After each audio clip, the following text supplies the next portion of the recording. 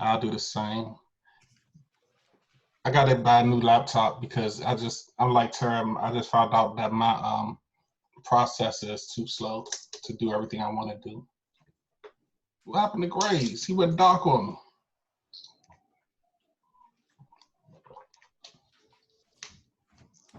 All right.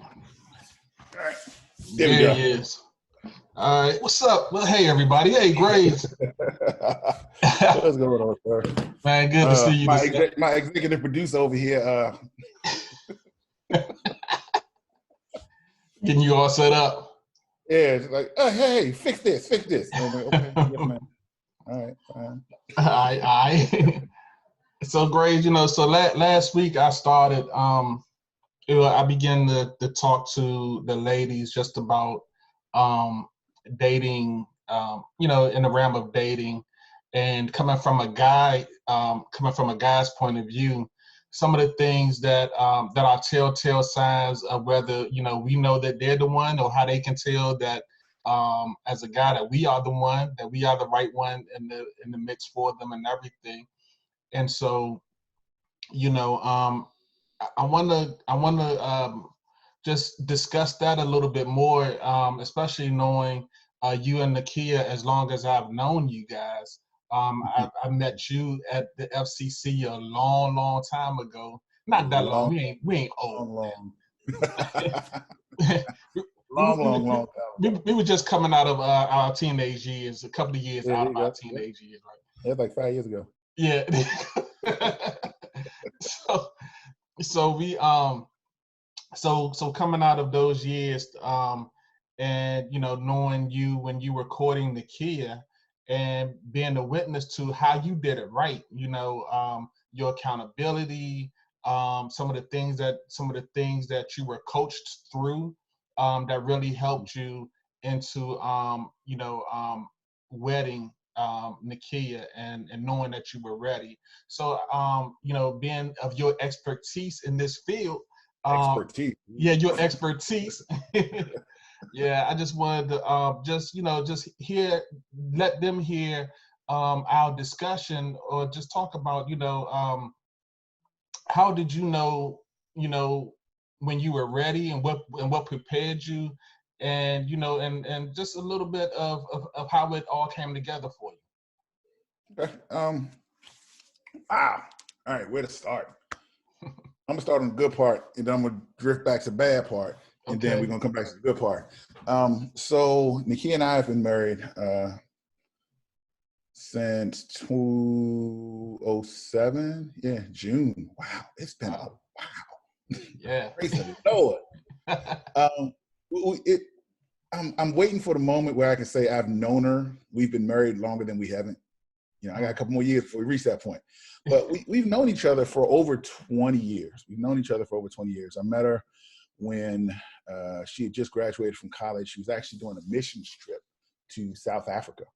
Yeah. So I met her, and I was like, okay, right around that time, I'd been through enough bad relationships to know what I wasn't doing was right. So in a lot of situations, we point out the faults in the other person without recognizing, you say, charge it to my heart, not mine. It's like, well, for sure. we judge other people and their actions, but we judge our own selves based upon our intentions. Well, I ain't mean to do that, but, let them do the same thing. Oh, you just dead wrong. Right. But, I reached that phase where I was just confident in God at that point. I just turned my life back over to God. I was just like, I'm trying to live my life right. I'm trying to do the things God had called me to do.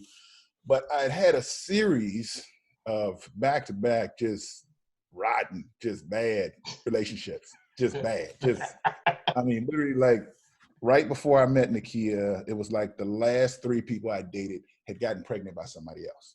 Oh, wow. And this, I from the world and then transitioned over into the church. I was just like, dude, I ain't nobody safe. I quit.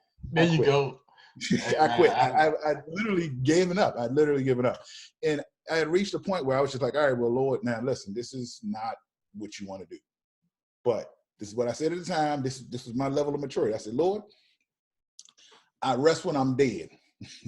I'm just going to go all out for ministry. Now, God don't want you to die just from doing ministry. Let me just point that out. You But at sure? the time, You sure about that? that was my maturity. I just rest when I'm dead. I just do it all. I don't need sleep. I don't need nothing. But I reached that point where I just pretty much given up on dating. I stopped looking to date anybody. I was just like, Lord, I'm just doing this all for you right now. Yeah. And then that's when I met her. And, at that point I was doing pretty good. I had a nice job. I was, working in ministry, just straight ahead, full ahead, just going at it. Oh, man. And, she went to South Africa. She came back. We decided, you know what? We started talking. This is something that she didn't realize after a while, but I'd been in enough bad relationships to keep my mouth shut. So I was like, okay, I'm gonna find out whether you're crazy or not. And I'll tell this to the ladies. If you're not sure if he's crazy, just let him talk long enough. Crazy will seep out and you'll be able to point it out real easy. So that's the truth. Eventually, crazy will creep out if you just let him talk long enough. Crazy gonna show itself. I mean, literally, she thought I wouldn't. She's like, maybe he ain't really Christian because he's not talking. I said, okay, let me just see if she's just talking to talk or she really walking the walk. Right. So, she pretty much took most of the conversation. I was taking it in, had a whole lot of stuff going in my head, but she's like, okay, all right, no, seemed pretty solid. And eventually I was like, okay, praise God. Okay, she at least don't seem like she's crazy. Right. I was good with that. I said, okay, so we started talking. And this is one of the things that benefited us.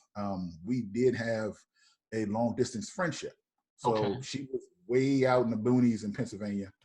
She claims that she's really from Baltimore, but I say she's from Pennsylvania. She spent more time in Pennsylvania than she did anywhere else. But anyway, she on a call and she muted. So cool. I can say whatever I want because I'm not on yet. So, about how long did you guys date before you got engaged or before you decided to, we're gonna get married? Okay, so we actually, here's the funny part, and it's very good that you have the man of God in your life that you do. You need somebody in your life that's going to love you enough to tell you the truth, no matter what your feelings are. So we had actually started dating the first go around. We started dating. We dated for maybe about 4 months. We dated for about 4 months, and I mean, like, seriously dated. Like, we had a vision. We had a plan. It was like, listen, we're not going to talk to each other after 10 o'clock. We're going to have accountability partners. We're going to check in with our pastors. We're not going to talk. If we don't have anything else to say, we just going to get off the phone. Because, when you're young, you like, we just sit on the phone like, how you doing? I'm good. Yeah, what you doing? Nothing. It's like, nah, dude, ain't nothing good happening. Once you reach that phase, get off the phone, ain't nothing else to talk about. I mean, we had like a 2-page list of what we were going to do. And we took it to my pastors, and they were my pastors. You hang up first. Nah, you hang up. I hang up first. Nah, exactly. You hang up first. Nah. I mean, we were serious. We thought we were serious. We said we got this dating thing down. Right. Went to my pastors. They looked at our plan. They looked at us, and they said, "Okay, Tarek, write on the sheet of paper when you think you're gonna get married." And they looked at the kids, said, "Write on the sheet of paper when you think you're gonna get married." And I was like, "Okay." So I wrote in there 3 to 5 years. She's like 5 to 7. Imagine that. They looked at the paper, they looked at us, and they said, listen, y'all at least 5 years away from getting married. So what you guys need to do is you need to stop dating right now and work on your friendship. Now, I mean, for a lot of people, that's difficult, us included. I'm not going to make that was extremely difficult for us because she was full-time in ministry. I was doing ministry. We had a plan, we had a vision, but it just wasn't God's timing at that point. Yeah. And they said, listen, if you guys continue dating in 5 years, what you're doing right now, just we all adults here, whatever level of intimacy you have right now, whether it's just talking or, on the phone, it's not going to be good enough in 2 to 3 years. The more you grow together, the more you're going to want to express your feelings for each other. And then the water just gets muddy after that. They're like, listen, it's in your best interest for you guys to stop dating and work on your friendship. That's good. And that was some of the best advice and the hardest advice I've ever had to take in my life. Yeah. I mean, because we thought we were doing it right, but, we had somebody in our life that's willing to tell us the truth, to say, hey, listen, put the brakes on, get to know each other better. And I advise anybody, don't date someone to find out their character or who they really are. You don't want to find out when you're dating somebody's character. You need to find that out when you're just friends, because when you find that out when you're dating, your emotions are all mixed up, so you're less likely to point out things that they should work on. And you find yourself in Fantasy Island, where everything is just beautiful. Oh, wow. Sometimes, he just walks out the door without holding the door for me, but he's just going to protect me. No, dude, crazy. He need to hold the door for you. But you don't recognize that because you're in Fantasy Island. Guys Right. like, oh, well, she just likes to shop. She has expensive taste. No, she got a spending problem. You might want to address that before y'all get too wrapped up.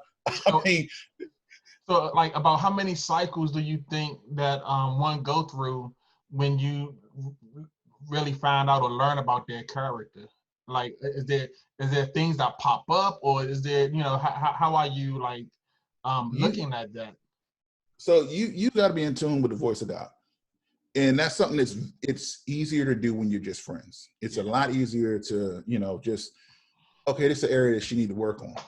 It's the area that he needs to work on. Our pastors say this all the time, and I laugh and say, you don't date anybody based solely upon potential, because they ain't done nothing yet. So they need a track record. Boom. They need a track record of believing God. They need a track record of being able to pray. They need a track record. You should have seen them at one point or another have to dig deep in their spiritual bag and trust God, believe God. It didn't have to be something like, they got healed from something. You got to be able to see that they have a track record of believing God, knowing God. They have a real relationship with God. It just can't be, and I say this every once in a while, like, listen, hey, one Sunday, just be like, how about we don't go to church? How about we go on a picnic? If they say, okay, they ain't the one. They like, yeah, let's do it. Let's go to Ocean City. Nope. That's not the one. They got some more growing up to do. No commitment, yeah. Yeah, they got some more growing up to do. And it really takes time. Really. Yeah. You don't want to rush something like that. Especially when you're thinking about marriage, you definitely don't want to rush it. You've got to spend some time getting to know them, getting to know their character. So when you guys did date, I know, it was long distance and she was in school or whatever, doing ministry and everything. I remember some of those years. What kind of dates did you guys go on? Oh man. Listen, so you need accountability when you go on dates. That's the one thing we kept with us. So we never went on dates when we started dating. So this was something that we knew. We knew that we couldn't be engaged for a long time. Mm-hmm. We knew it was going to have to be a short engagement. When we started dating, we was like, we can date for a while, but this is with a purpose. Yeah. So we dated, and we had rules. It's like the first go around. We had rules. It's like, okay, you know what? We can't go on dates by ourselves. So we would always invite people. We would offer to pay for people when we went out on dates. Like, hey, why don't y'all just go with us? Come on, go with us. We had this one, Nakia's she's right there. We invited this one person, neither one of us liked, because we couldn't find anybody else. And it was the most awkward. Neither one of us liked the person, but they were the only person available. So we was like, won't you go ahead and come out with us? You got to be that committed to maintaining your walk with Christ and maintaining your accountability that you have to do some things that are uncomfortable. Yeah. At the time. She oh wow. It was just bad. Third wheel, she was like it was rough. And she made it even more awkward. Like, won't y'all go? Oh boy, oh man. But you got to do stuff that's uncomfortable to get to where you want to get to. If that's the end goal, if it's the right person, sometimes it's going to be uncomfortable. You got to put yourself in uncomfortable positions to maintain your walk. And it's not always going to be pretty. It's not always going to be the image that the world thinks it should be. Yeah. We were old enough there saying y'all should be able to go on a date by yourself. No, we're not going to do that. So we're not going to do that. Y'all knew y'all limits and y'all boundaries. Exactly. And I think that's, I think people really need to hear that, because I think people, they get, kind of, well, I'm old enough, like you said, I've been doing it for years or whatever, and not realizing, but you've been doing it for years, but this is like your fourth and fifth or sixth relationship. You know what I'm saying? And, I don't think that, God don't want us to keep testing the waters until, we find the right one. I believe that, you know, that while there are fish in the sea, I do believe that he can send one, and he's able to send one, and he will send one expediently. So you know, we don't have to keep comparing one to the another. You know, but I don't like this one. Toss this one back into the sea. I don't like that one. Toss that one back into the sea. You know, I believe that, you know, that we've lost a lot of good relationships because of we muddled the waters with the intimate piece and not sustaining the friendship piece. Yeah, exactly. And I mean, that's one of the challenges when you're out dating, when you've, let me find the right way to say this. All right. So when you date a lot of people, when you're not friends, you start to build up a wall. And I mean, everybody can attest to it. Yeah. Some, you know, I've heard ladies say, well, I don't date no guys named John. Why? Because this guy named John did me wrong. I was like, okay, were you supposed to be dating John, or were you just supposed to be friends with John? Yeah. Oh, you were dating John, but you should have just been friends with him.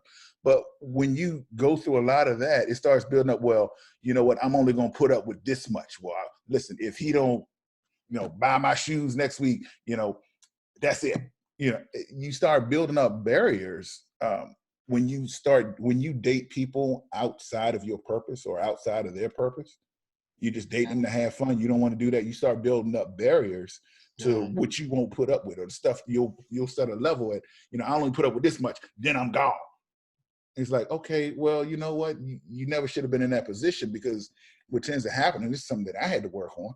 I told you about some of my bad relationships. It's like, listen, if she don't call me on my birthday, that's the sure sign that she ain't. Right. You know, you look, I'm only gonna put up with this much. If you do like Earl did this one time, or you do like Gina did this one time, that's it. It's like, okay, God ain't never call you to do that, man. Yeah. God ain't. You can't say, listen, I'm gonna get married, but if you ever work overtime more than 2 times a week, that's it. Because I remember a boyfriend, he used to say he worked overtime all the time. He's actually cheating on me. Like, come on, that's not what God wanted for you. Yes. But I mean, this is a situation that happened with us. I actually called Nakia. I liked her so much, and I knew she was the one, that she was actually doing ministry on my birthday one year. Wow. And it was like 10:45, and I'm looking at my watch like, she didn't call me on my birthday. She didn't call me. You know what? I'm just gonna call her. Like, hey, I don't want you to miss the opportunities to wish me happy birthday. I know it's not in your heart. She's like, oh no, I was thinking about you, but you know, it's you know, I was gonna wish you happy birthday. I was like, all right, cool, that's good. Praise the Lord. You know, but that was one of those walls that I built up. Like, listen, this is the limit. If you don't call me on my birthday, that's it. I don't care where we at in our relationship. That's it. But dating outside of your purpose, and you know, just randomly dating people, find out if they're crazy after the fact, will do that. It'll cause you to build up walls and build up barriers and build limits. Yeah. Amen. Wow, that's awesome.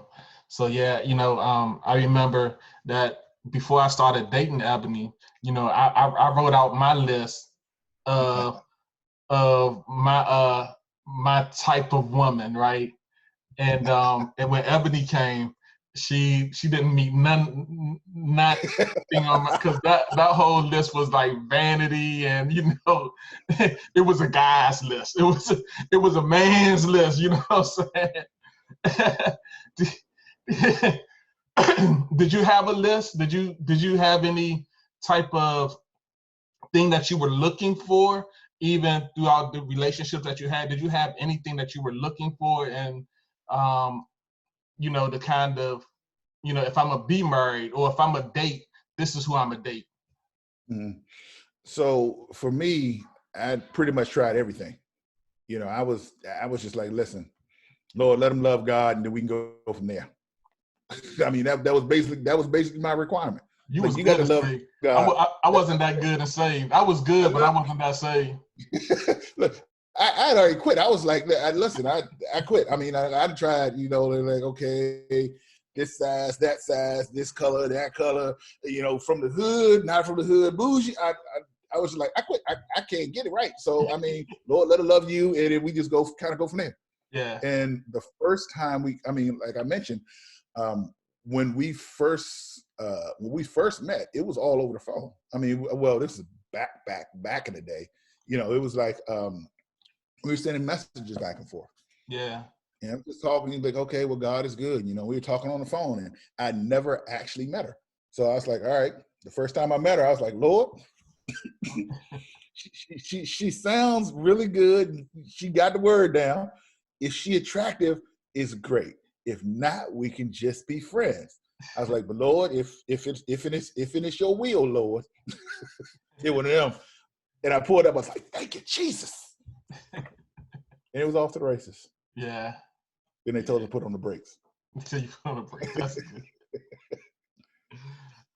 Oh man, that's perfect. That's perfect, Grace. So I'm gonna open it up to the ladies. Do you have any questions, or anybody on this call? Do you have any questions for us that you would like to ask concerning anything that we've talked about so far? Come on, get in here. Any question to do? Come on. Okay. Well, I ain't saying nothing, Grace. Hi. Hey, there she is. Hey. I'm late, so I'm like, I'll probably just go back and watch the recording. It's all good, but you can ask a question if you like or have any input. No, I don't have any questions. You don't have any? I gotta go back and watch it. Okay, that's cool. That's cool. So yeah, Grace. So I have a question. yeah, come on, Tiana. So did the Lord like signal you? Like how did you know? Like was there like a signal? Like a signal. Like how did you know? Did you get the Like, Did you get the bat signal in the air? Like, no, no. It was no. It was just a gradual for me. I told the kid this after we had talked. You know, our hearts, just our conversation, kind of meshed. And when I first actually saw her, I was like, "Yeah, I think she's the one. I think she's the one." You know, and I was like, "All right, I'm willing to put in whatever work that I need to do to see this end result happen." But then we had a moment. Well, there were maybe about 3 years when we stopped dating. We worked on just being friends. I mean, her mother was like, "Oh, this is my son-in-law." I'm like, "Why is your mother making this so much more difficult? We just friends. We just friends. We just friends." And I remember she went on another missions trip. She went on another missions trip. This one's to Egypt. Because I was trying to learn Arabic. So I, just in case I need to talk to somebody while she's over there, like, hey, y'all better take care of her. She went to Egypt for 3 months for the summer. So she went, and I remember going to pick her up at the airport, and I'm sitting at the airport like, nah, it's it. And I mean, literally, she came back. She flew back. I took her to the jewelry store. We got her fitted for a ring that day. And I was just like, you know what, Lord, this is the hardest summer. I don't ever want to spend another summer like this without her. I can't do it. I mean, literally, she got off the plane, bags, like, hey, listen, we need to get you fitted. We need to get you fitted for a ring because, my granny is a little bit wild to propose. That was funny. That's a different story. That was a different story. I'm pretty sure she'd want to chime in on that one. You know, that's funny because I had a similar situation where Ebony went to Jamaica for a week, and we talked on the phone every day and ran my phone bill up out of the roof because everything was landline. Ooh, wow. and she called Colette. Colette, there it is. And and the phone is going to hang up in 5 minutes if you don't accept more charges or whatever it said. Oh man, whatever. I'll take whatever charge you got. Woo. Yeah. But Tiana asked a great question. Like, did we get a sign? One of the things that I did, or actually what a sign for me, and this is not going to be a sign for everybody, and I do not want anybody to use this as a leverage for getting married. It's just not a leverage. But I remember I took Ebony to church with me one day. We was going to this church on Route 1. I was going to the church on Route 1, and I brought her with me that day. And Ebony always been a worshiper. She always been somebody that loved the Lord. And I mean, gosh, she was in so much worship that day. And I overheard somebody tell my mom, they said, well, she the one. And when they said she the one, and I was like, and who said it was actually one of my youth leaders. And when she said you the one, I said, well, she must be the one then.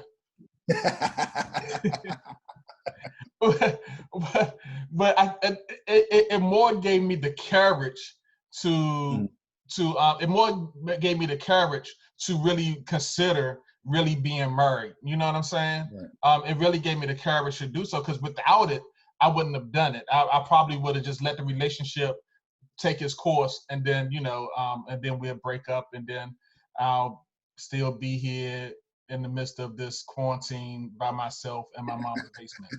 So, thank God somebody said she the one and I'm not in my mom's basement. Yeah. So yeah. But that's a good question. So, yeah. But that's something really good.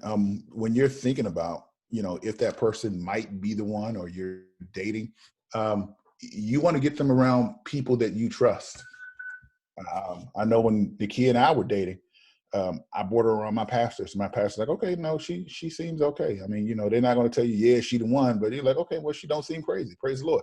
I remember I brought her around Willie and Ebony, and I remember we've been best friends, and it was just like, I brought her over, and we was hanging out, and her and Ebony talked for like 30 hours. And me and Willie sitting over there like, dude, I'm trying to go home, and they still over there talking about dreams and journals, man. It was over.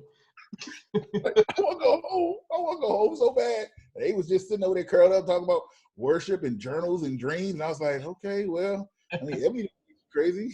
All right, I mean, that's another check in the box, I guess. And I'm like, but can we please go home? I mean, we didn't ate all the food, drank all the juice. I mean, you play games. I was like, all right, you want to go over there and ask them to leave or no? Like, no, they went to a separate room, and they was over there just talking to themselves. Sure like, did. Praise the Lord. That's why you need folks in your life that know you well, and they can see stuff that's not right for you and stuff that is right for you.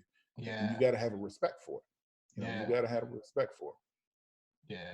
Yeah, one of the things I remember when you guys did date. I think she was off at, what's the big conference, Nakia? What's the big conference that you go to?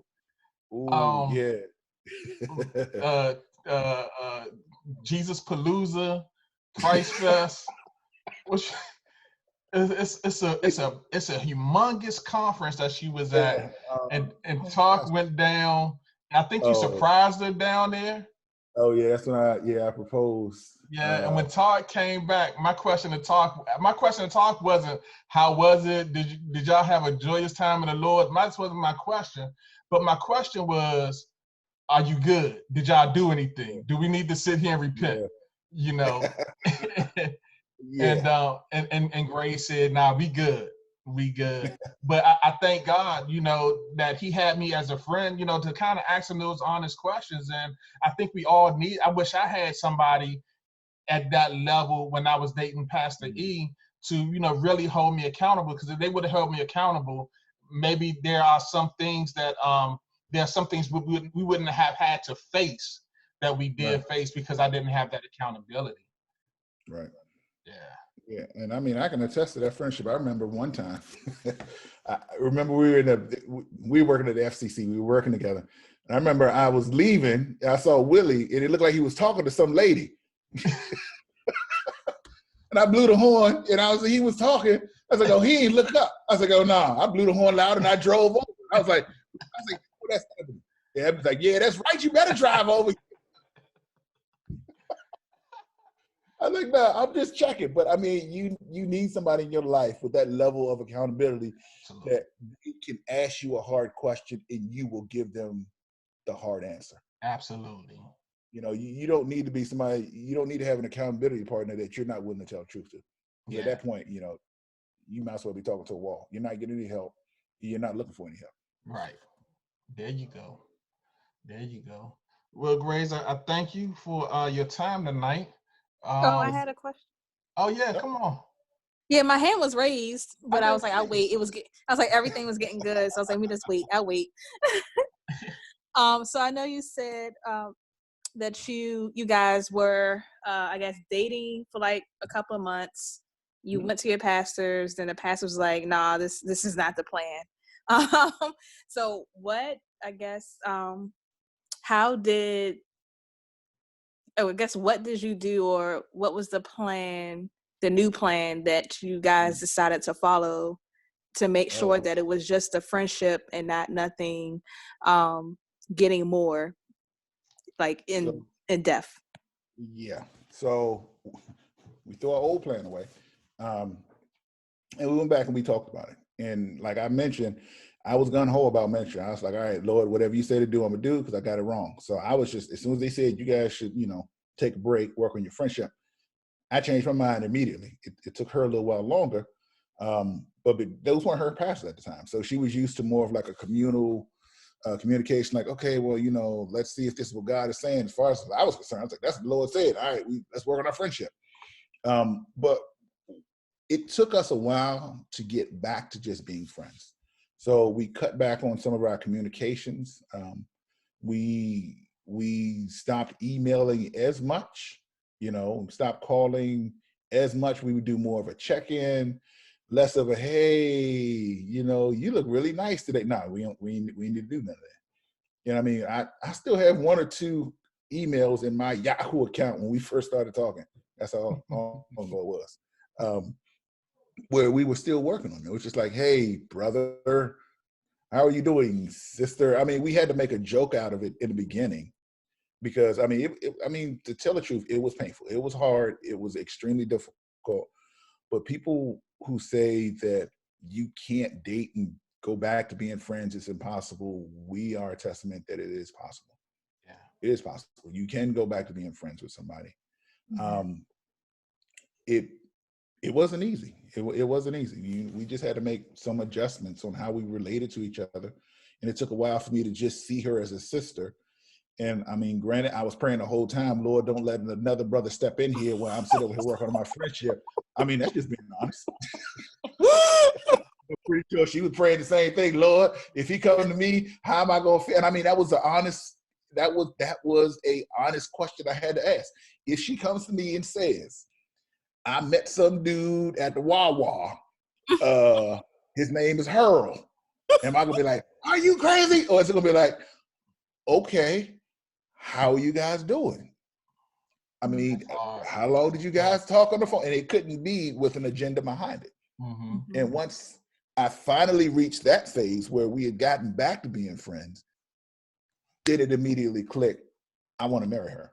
And it wasn't because somebody else stepped in the way. It was only after I got to that phase where, we were able to see each other through some troubles.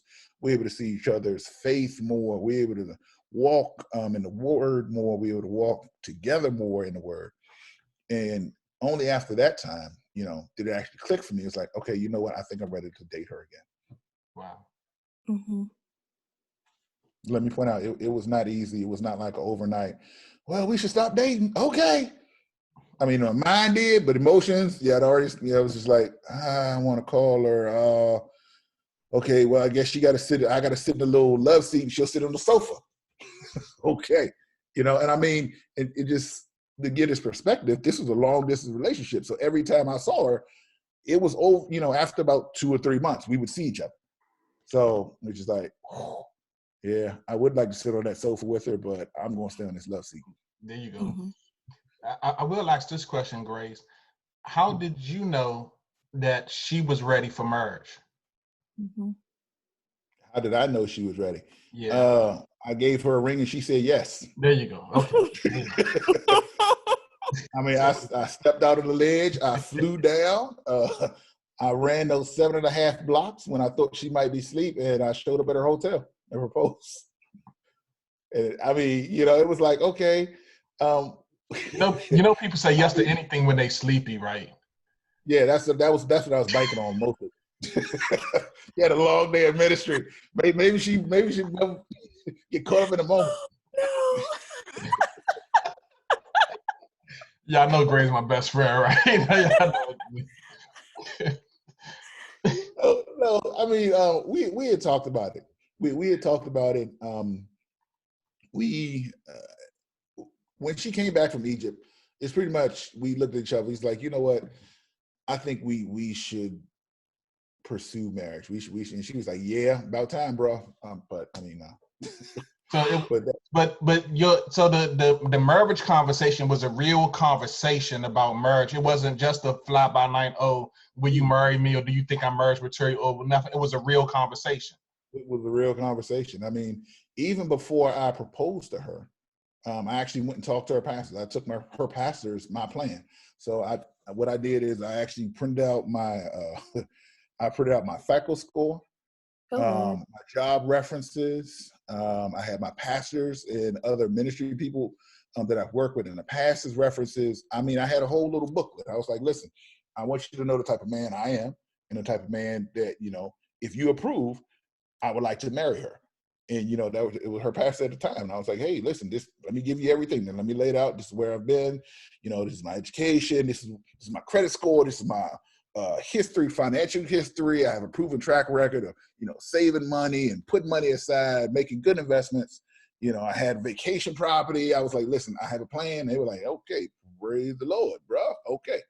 So, but I mean, yeah, it was a conversation beforehand. It wasn't just I showed her the ring one day.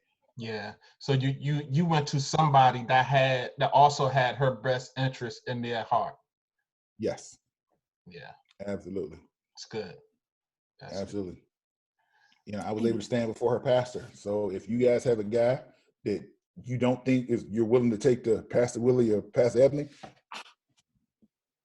go ahead and set them to the side. Don't hide them away somewhere. Right. Listen, if any dude wants to keep you a secret, he ain't worth keeping. Boom. Yeah. Mm-hmm. If any dude, let's have this secret relationship. I don't really want you to meet my family. I don't want you to meet none of my friends. Nah, dude. Nah. And if you got to keep him a secret, he ain't the real one either. So I'm just say that. But hey man, that's good. I mean, that's it. I mean, there are a lot of guys out here that will try to run games. Like, oh, I want a church girl. Oh yeah. Nah, dude, you need to be time enough for them dudes. Yeah, because it's that conception that church girls are really freaky girls, Yeah. and what they are they are wolves. The Bible calls them wolves. They are wolves, and they come out to devour and to tarnish the innocence and the polishedness that Jesus Christ has done in your life. And so when they come and tarnish what Jesus Christ is doing or has done, and they try to get in the middle of that relationship, and they will leave you on a corner and leave your relationship with God hanging without a care in the world. Yep. Yeah. Yep. Exactly. I remember when I was dating Pastor E, my mom would say stuff like, don't you mess that girl. She knew the kind of worshiper she was, so she said stuff like, don't mess that girl life up. And and she was absolutely right in it. Don't mess her life up. So so you have to have, the person that you date, you have to know that, that especially when it comes to spirituality, that your best wishes are in the front of their mind, front of their thoughts. Yeah. Well, Anybody? Go ahead, Grace. Let me throw this out there real quick. Ephesians 5. Everybody thinks about Ephesians 5, and they always want to go to 22, where it talks about wives submit yourselves and husbands submit. But when you guys have time, read Ephesians 1 through 20. And what the author is doing here is they're laying out a plan of what you should look for when you're thinking about someone to date or marry. I mean, it's step by step. It's like, okay, don't let fornication, uncleanliness. I like to, I'm gonna be fancy right now. Hold on. Are you gonna put it on the screen? Yeah, I'm about to throw it up on the screen. Hold on.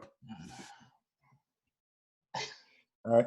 Say verse 4, it says, neither filthiness nor foolishness, foolish talking, not jesting, convenient but giving thanks. He says, verse 6, he says, let no man deceive you with vain words. So don't let no dudes come pushing up on you with some crazy, hey, you look real good. I love God. You love God too. Nah, don't fall for that nonsense. It goes on. I mean, verse after verse after verse of what you should be looking for when you're dating somebody. It gives you verse after verse of what you should be on the watch out for. You know, these are things that you can look at and be like, okay, okay, what kind of language is he using? Okay, how is his walk? What are his pitfalls? What are some of his weaknesses? Yeah. And I'll tell you this, when Nakia and I were dating, one of the hardest things we had to do in our dating relationship is I had to tell him one of my biggest struggles I had in life. Wow. I had to tell him, I was like, yeah, listen, we were friends. And that's when I knew, okay, we are really friends, because there's no way in the world I would tell some girl that I'm dating. That's nonsense. Yeah. But I mean, when you're really friends, and that's one of the benefits of having someone, being friends with someone before you date them, is you get to know the real them. But I don't think you just told her just to tell her. I believe that you also told her because you knew she was an intercessor. She knew how to pray. You know, she knew how to take you before the Lord about your issues. Yeah. Exactly. And I think that's important, especially if you're a Christian and you're dating. You know, you should be dating somebody that's going to take you, you know, to the throne. That's, you know, that's going to go and with your name in their mouth to the throne of God, and not, and knowing that God will hear them. You know, that they're not going, you know, God, I'm gonna take it. I haven't seen you. You know, their prayer don't start with, Lord, I haven't been here in a long time. You know? It should kick off with, God is grace and God is good, and we thank you for this food. So yeah. That's how they start their prayer. You need to run. Yeah. You need to bring them to church a little bit more. But definitely having somebody in your corner that knows the word of God and knows how to get a prayer through is really important. It's for your benefit. And it's what I consider, you know, I think love is a component of dating, and love is a component of a relationship, not dating. Love is a component of a relationship going to merge, but love is not the only component, right? You know, dating and courting, it's an enterprise. It's a relationship enterprise that's coming together. It's two individuals coming together to continue to build, to grow as one. You know, it's a great merger. And I think the more that we start to consider a relationship as being a merger and as building, the more seriousness that we'll take it more seriously. We'll do it more seriously, without only looking for, oh, do he love me? I love her, and all these other things. So yeah. That's good. That's real good. Yeah. Anybody else got any questions for us tonight before we jump off? Because, you know, like me and Todd, we don't see each other for months and maybe for years. And hey, how you doing? What's up? Man, that's golden for us. You know, we short talkers. That's why we best friends. We just talk short. You know, like he said, you know. That cover everything? Yeah. Nakia and Ebony get together. They can eat crabs and do all that stuff and have a ball. You know, me and Graves, man, 15 minutes, we like, dude. Man, we all caught up. You all caught up.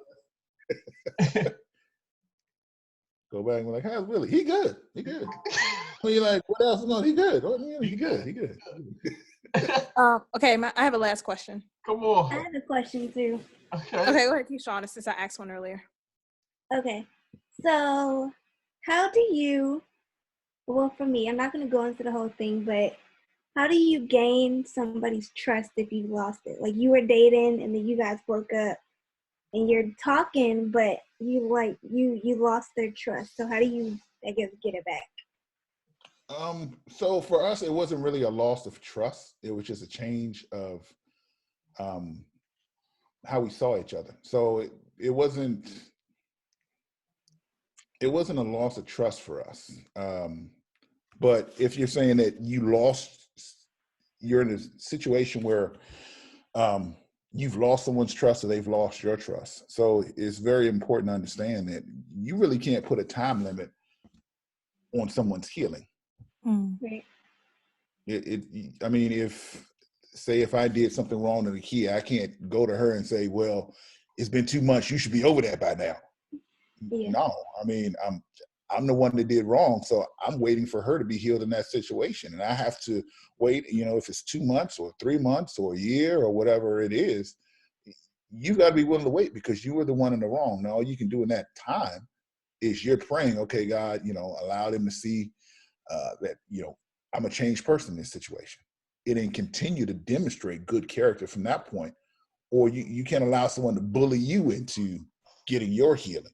Like somebody cheated on you. Well, I told you I ain't gonna do it no more. Yeah, nah, dude. Right. I'm not required to, this is in a dating relationship. I'm not required to take you back just because you said you sorry. I'm not required. I can forgive you, but I'm going to forget what caused the situation to come up. Yeah. Okay. Yeah. Okay. My quick question: what advice would you give, to us as ladies in this season? Well, some of us are single. Whatever the status is, what advice would you give us now? I'm single, so I say for me, What in the advice would I give? season of singleness. Continue doing what God has called you to do. Continue doing what God called you to do, because it's inside of your call will God show something up for you. It's not when you're out just lollygagging. You think about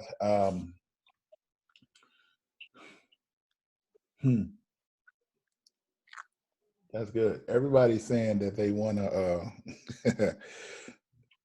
No, I'm not gonna say that. Continue doing what God told you to do. I can tell you from experience, I only met Nakia once I was fully invested in what ministry God had given me. It was only once I was walking in my purpose, I had started walking out my purpose, that I was able to see, okay, that she might actually be an option for someone to date. Yeah. Amen. Yeah, I'll leave it at that. I'll leave it at that. Continue doing what God has called you to do. But I mean, because when you start to get sidetracked, that's when all the jokers show up. Yeah. When you lead the path God has said, that's where all the knuckleheads at. I begin to think about the story of what they consider the love story of David and Bathsheba. And I'm like, yo, that was a tragedy. Yeah, it was. That wasn't no love story. It was. That was that dude murdered Bathsheba's first husband. And man. But the story is that, here's David looking down from a place he probably shouldn't have been in anyway. And his eyes lusted upon Bathsheba. And then he had this, sexual relationship with Bathsheba that caused her to get pregnant. And the husband, he was such a warrior, he wouldn't, as fine as Bathsheba probably was, he was like, he'd rather have gone out to war than to be at home with his wife. And so they could not pin the baby on the husband. So they knew that she got pregnant from somewhere, and if she would have been caught, she would have been stoned, And so here's David. David put this guy on the front line and had him killed, and then married this guy's wife. But but the story is the relationship was illegal because David should not have been with Bathsheba. He should not have been in that place, in that illegal relationship, to cause so much blood, so much harm. And not only did that man get killed, the first husband get killed, but then it also caused the death of their son together. The baby was born, the baby died at birth.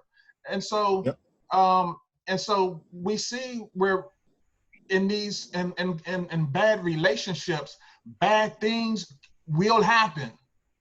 Bad things will happen. So if God doesn't ordain it, and that God has not ordained a relationship, is not calling you to court and to grow into marriage, cut it right there. God don't need no favors getting you a husband or a wife.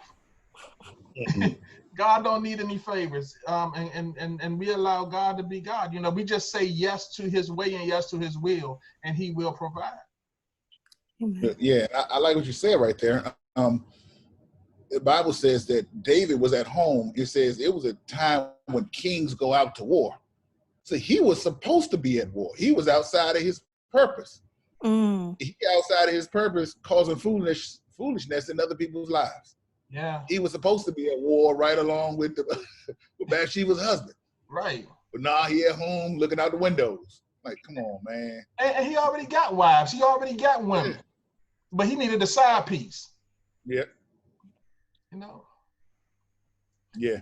Yvette asked, she said, so what advice do you all have for just being what advice do you all have for learning to just be friends? What advice do we have for learning to just be friends? Now, it would be great if you could start out just being friends. Just talking to people. Hey, Grace, but I want to say this. I want you to hold that because I want you to keep going with that. I just want to clarify that this being friends is being genuine friends and not being put in the friend zone. Yeah. Okay. Wait, say that again. Say that again, please. We're talking about genuine friendship, genuine friends, being genuine friends, and not being put in the friend zone. There's a difference. There's a difference. I might need an explanation. Maybe, I don't know. I might need a little. Okay. I'll let Graves answer that part. Say, and then I'll come back with the friend zone explanation. I can tell you about the friend zone, man. I spent a lot of time there, unwillingly, because I was out of purpose. But when ideally, you want to start out just being friends. Ideally, you want to start out just getting to know each other without having your emotions wrapped up. Not necessarily doing things by yourselves, but doing things in a group, seeing how people interact with a group.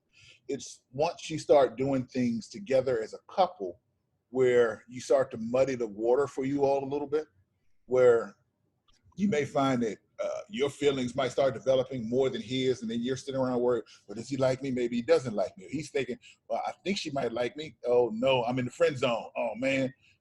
So when you're just friends, you've taken that relationship portion, that extra closeness that you develop in a dating relationship. You've taken that out. And if you think,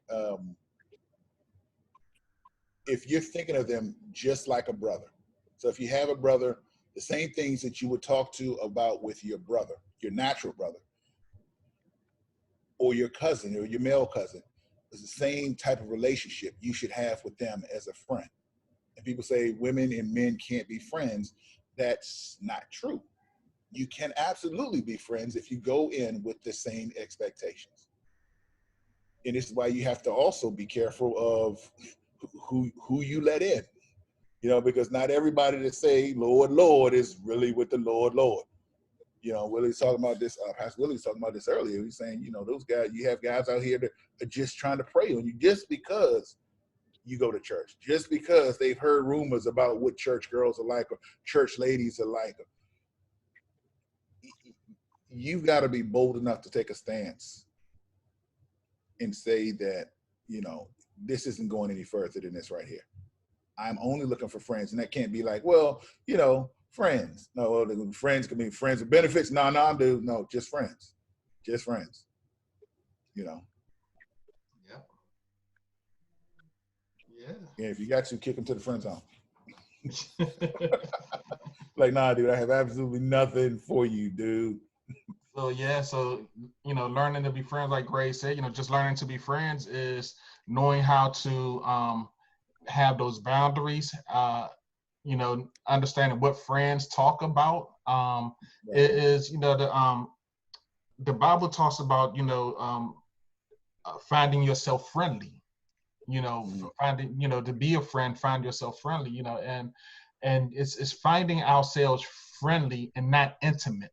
you know. Mhm. And so it's possible to have opposite sex relations, friendships, without the mindset of sexuality or you know, all these other things. It's possible to have a real um, opposite sex friend without the Oh, nonsense. okay. I keep having questions today. I must be ready to talk today. Another question I have is how does it go? I guess because I'm a friendly person, so being friendly to then like flirting, like what is that? At this point, like we're it's not it's more than friends. We're out, like it's not the friend zone, it's not friends. We're almost like going to other places. So how do you stop that? So, all right, let me help you with this, right? So, for a guy, everything is a flirt. Oh, Yeah. okay. Okay. If you smile at us the right way, oh, you must be into me. If you say hello, if I say hello and you say hi back, or you want me, you know. What? so,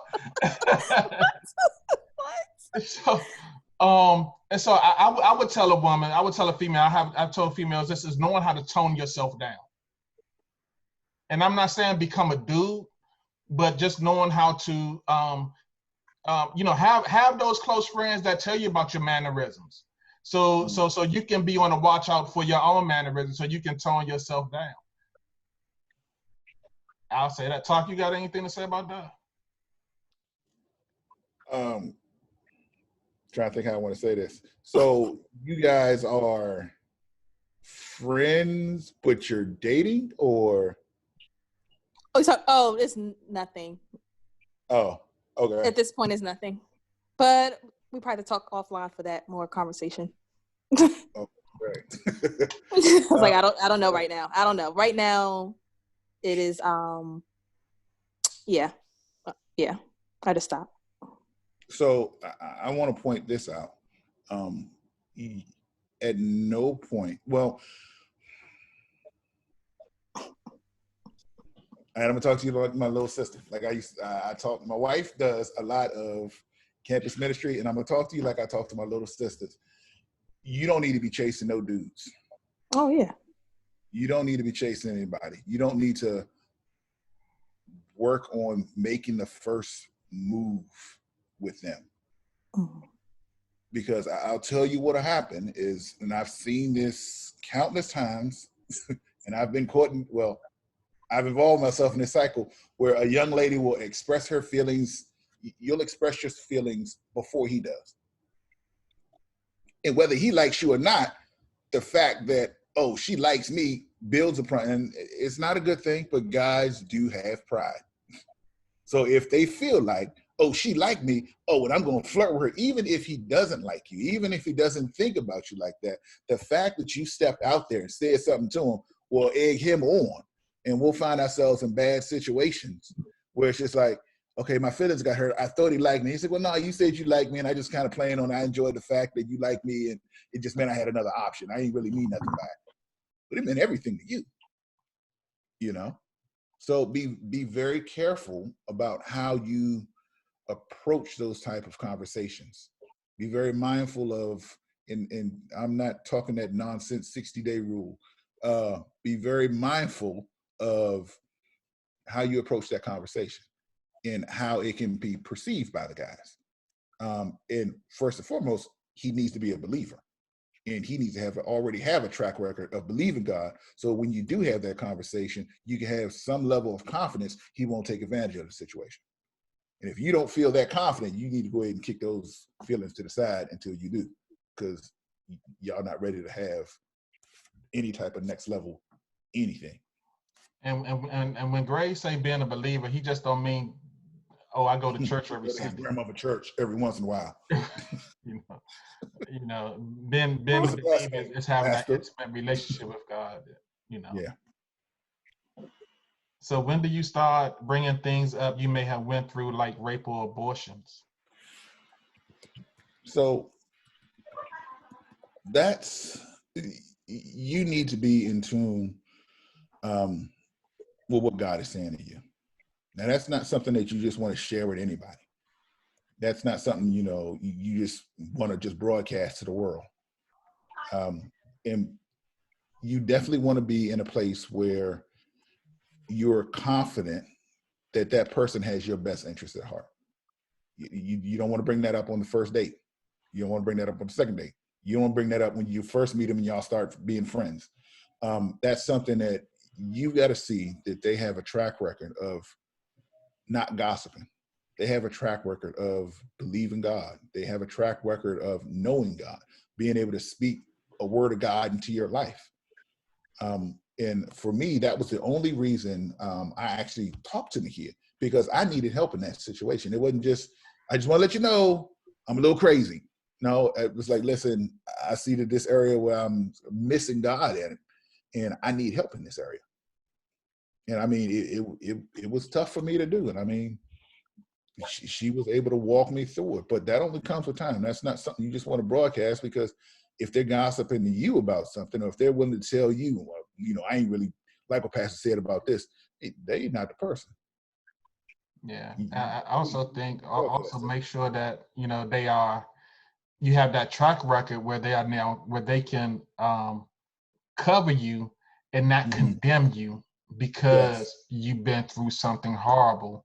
That they're not going to condemn you, putting that blame back on you, but they are spiritually mature enough to continue to pray for you, to cover you through, and to make sure that that doesn't not go outside of your conversation between you and him, or you and her. Yeah. Or whoever it is, yeah. There are just some things, I've learned this, and I'll repeat this. There are just some things I've learned I'm gonna just die with. Some secrets just ain't gonna go outside of me and the person that we talked about it too. Yeah. Let's see. Another question. What is the difference between chasing a guy and pursuing a guy? You're not doing either one of them. Amen. You're not doing either one of them. He's supposed to be pursuing you. He who finds a wife finds a good thing. He's supposed to be finding you. Don't go chasing after no dude. Here's what I tell him. I said, listen, you're not called to chase after no dudes. If you chasing them, why is he running away? Well, I will say this though, Grace, and I go back to my story with Pastor E. Because like I was a shy dude, and I ain't really like talking. I was shy because I didn't like let down. Yeah. Right. So you can't get let down if you don't say nothing. That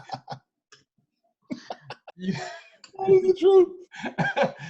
So while she was looking cute all over in the corner and everything, not that I didn't pay her no mind, but I didn't give her no attention, because I didn't want to hear the letdown, or I didn't want to be put into that friend zone. So I just stayed out of all the zones. And so, but what she did do is that she did dangle the carrot a little bit. She kind of showed me she was interested, and then I started. I pursued her because I sensed that she was open for pursuit, and I wasn't gonna get turned down. Yeah. So with that, I was in the same position. But it can't be, ladies, you can't always be the one making plans to do stuff. You can't be the one. How about we go to the movies this weekend? All right. Yeah, that's a no-go. That's a no-go. How about we go skating this weekend? All right. If he never got a plan for anything, you need to get out of that race. Yeah. You need to get out of that race. And that's what I'm thinking of about you pursuing another. You don't need to be the one always initiating a conversation with him. Right. You should be the one always initiating plans to do stuff. Nah. Right. Because, eventually, you know, if you're dating the court and you're courting to get married, and eventually that the same guy that's not making the decisions today is going to be the same guy that's not making decisions tomorrow. Yep. Yeah. And I mean, that argument's going to be, you've been okay with it all this time. Why all of a sudden you want to change? Like, let me point this out, ladies. Marriage will not change you. It never has, and it never Don't will. think it'll get all better once we get married. When you get married, you got to be able to say to yourself, if don't nothing else change with this person, am I okay with it for the rest of my life?